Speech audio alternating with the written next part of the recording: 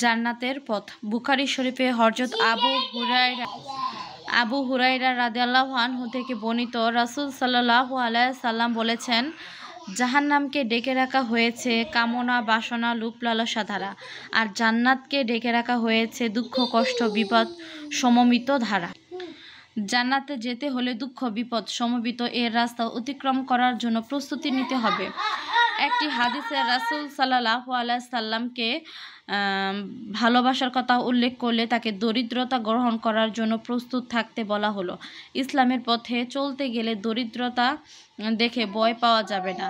যে ব্যক্তি আমাকে মহব্বত করে দারিদ্রতাকে দেখে দারিদ্রকে তার কাছে বন্যার পানির গতি অপেক্ষায় দ্রুত গতিতে পৌঁছায়। তিরমিজি, আবু ইবনে মুগাফাফা রাদিয়াল্লাহু আনহু। যে ব্যক্তি দুনিয়াকে ভালোবাসে সে আখিরাতকে ক্ষতিগ্রস্ত করবে, আর যে ব্যক্তি আখিরাতকে ভালোবাসবে সে দুনিয়াকে ক্ষতিগ্রস্ত করবে। জান্নাতে যাবার জন্য গুনাহ খাতা মাফ করে নিতে হবে।